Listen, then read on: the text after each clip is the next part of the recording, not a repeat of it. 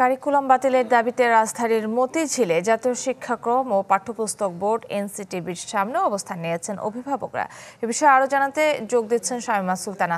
শামীমা,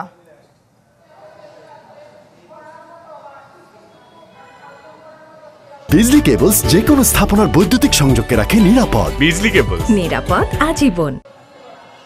যখন নতুন কারিকুলাম প্রণয়ন করা হলো তখন থেকেই কিন্তু আসলে এই যারা অভিভাবক আছেন তাদের একটা অংশ কিন্তু তখন থেকেই আসলে আন্দোলন শুরু করেছিলেন এবং সেই আন্দোলন তারা তখন বেশ অনেকগুলো দাবি দিয়েছিলেন, অনেকগুলো দফাও ছিল সেখানে, কিন্তু তাদের সেই যে আন্দোলন আসলে সফল হয়নি। তবে এখন যেটি দেখছি যে তারা, আপনি জানেন যে সেই আগের সরকার যারা এই কারিকুলাম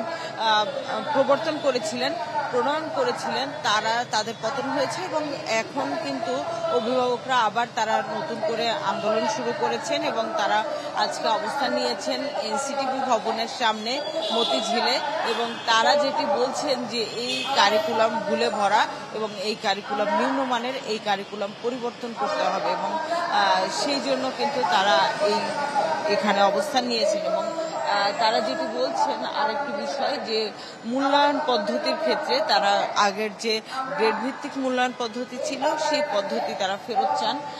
এখন নতুন যে পদ্ধতিতে মূল্যায়ন করা হচ্ছে, আপনি জানেন যে নতুন 7টি ধাপে আসলে মূল্যায়ন করা হবে এবং সেই সেগুলোকে আবার হচ্ছে গিয়ে ABCDর মতো ইংরেজি বর্ণমালা দিয়ে সেগুলোকে আবার হচ্ছে গিয়ে সেগুলো বোঝানো হবে যে এই শিশু এটা পেয়েছে। তো এভাবে করে এই যে নতুন মূল্যায়ন পদ্ধতি, সেই মূল্যায়ন পদ্ধতি আসলে তারা চান না এবং সেজন্যই কিন্তু তারা সেই আন্দোলনটা করে যাচ্ছেন এবং তারা যেটি বলছেন যে এটি স্থগিত না বা এটি চালু না, এটি একেবারেই বন্ধ করতে হবে এবং সেই বন্ধ না করা পর্যন্ত তারা তাদের এই আন্দোলন চালিয়ে যাবে। শামীমা, আপনাকে ধন্যবাদ। রাজধানীর মতিঝিলে জাতীয় শিক্ষাক্রম ও পাঠ্যপুস্তক বোর্ড এনসিটির সামনে অবস্থান নিয়েছেন অভিভাবকরা। বিস্তারিত জানাচ্ছিলেন শামীমা সুলতানা।